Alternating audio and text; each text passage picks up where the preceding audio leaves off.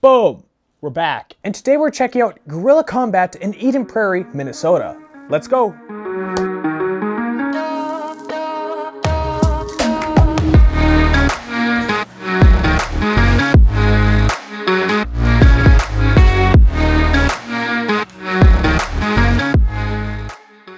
Boom! We've made it to guerrilla combat in Eden Prairie, Minnesota. And before the rolls, yours truly was showing them his favorite guillotines. But if you're feeling bad that you weren't at class so you didn't get to see the techniques, don't worry, I'll be having them in my next guillotine chin strap video. But I know pretty much everyone watches these videos just for the rolling, so let's get on with it. This gym was definitely smaller than I was used to, but everyone wanted to roll with me, so that was great. I was able to get some guillotines in, and also the new submission I'm going to be working quite a bit, footlocks. But you know what's even better than just regular rolling? That's right, it's a shark tank. I thought what would be more fun than going to a new gym and doing a shark tank, so we did 8 rounds, 1 minute each. I had a strong underhook on my first opponent but was continuously backing away, so I snapped on the back of the head and threw him into a guillotine. For style points, I was jumping into this one. I know I'm going to get tired later, so I may as well start it off with a bang. And the rule I set for myself is that they always start in a dominant position, so we started on side control and I had to quickly get out of here. But thankfully I've been shrimping for at least 10 years by this point, so I got that technique somewhat understood. I was able to bring my knee to the inside, but he was already attacking my head. He was trying to get vengeance on me for that guillotine, so I had to make sure I kept a strong underhook and I could keep my neck nice and tight to his body so he wouldn't have enough angle for a choke. He was so committed to the choke that he wouldn't be able to post if I started to roll back unless he let go of it. So I rolled backwards, and as he readjusted, then I swept him over by going under his leg with my arm. Unfortunately I ran out of time and the next guy was coming in. I put my leg up, giving him the hook, but watch how I controlled his wrist. This eliminated the threat of a choke, then I was able to roll to my back. And like I said, I'm working my foot attacks, so I started going towards single leg X and I rotated him over. From this ashi, I just had to extend him and put some pressure on his leg until I got the tap. We restart in side control, and the first move he's going for is the reverse ride. As he switches his hips, I'm going to bring my head on the inside and bring my knee to my elbow, and from here I just had to push a little bit so I could reestablish my guard, and now I'm working in the half butterfly. Now my opponent is using his head to keep inside pressure. He's always driving it into my chin, so I have to be able to square up a little bit to get his head off of me. I extend him with my legs, first by using an underhook, and then I switch to the overhook. From here I can start looking to sweep as I keep extending him. But notice that his base is really far back, so I can just kick my own legs out. I don't have to be stuck underneath him. 5, then I get to end the round on top as he pulled guard. 2, 1. Now my next opponent came barreling in on my back, but he made it too easy for me to retain my guard. And he was using too much forward pressure without grabbing any lock, so I was able to sweep him over by extending my legs and hitting an over-under throw. Now from mount, I was trying to slow things down a little bit because I knew I had more rounds to go. I was just starting to pinch my hips together, but then he brought his legs up. And this was an easy way for him to create some space between the two of us, and it gets pretty annoying from my point of view.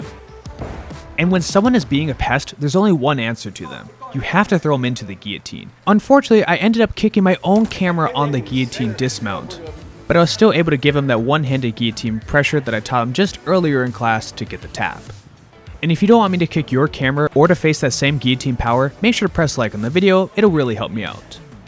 I was able to hit him with the same sweep because again he was pushing really far forward. Even if I was flat on my back, my legs were still active. I just had to extend a little bit, turn him to his side, and then I got to end the round on top.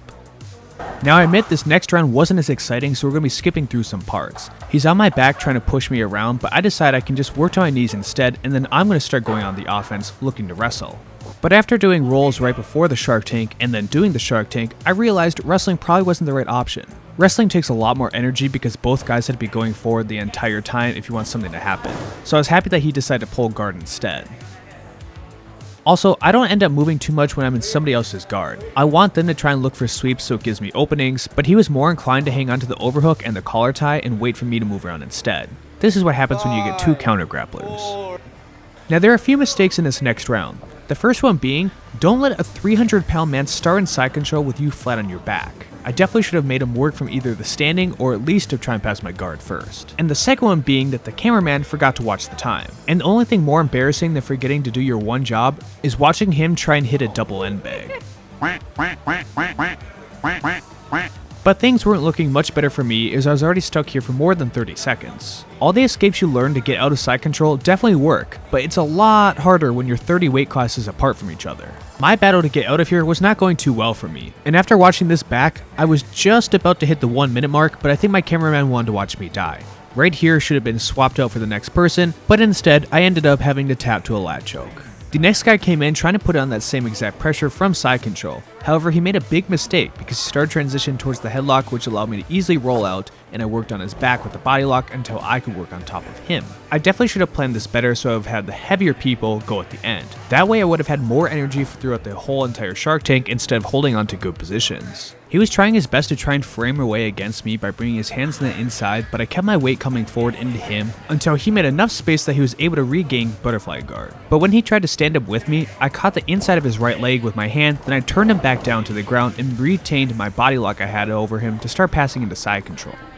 He was working back into guard to end the round, and this young fellow wanted to Shark Tank me, but I'm sorry to him, YouTube doesn't like kids on my channel, so I have to cut this portion. For my last round, I was quite tired and I was going up against the same opponent as before. He started working on my back and he's looking for a quick rear naked choke. I did a lot of hand fighting to defend myself from this position, but I really was just trying to wait to the end of the round. Working behind me wasn't working for him, so he went towards the front, and as he went to the front, I was trying to sit up so I could potentially retain guard. But there's an issue where if you sit out on your neck, they might be able to hit you with a neck crank. And instead of facing that trouble, I instead worked right back into the turtle and I was waiting for him to try and work behind me again so I could potentially catch his leg. After setting the bait, he did decide to try and take it, so I hit him with a quick knee pick so I could end up in his guard to end the Shark Tank. 2, 1.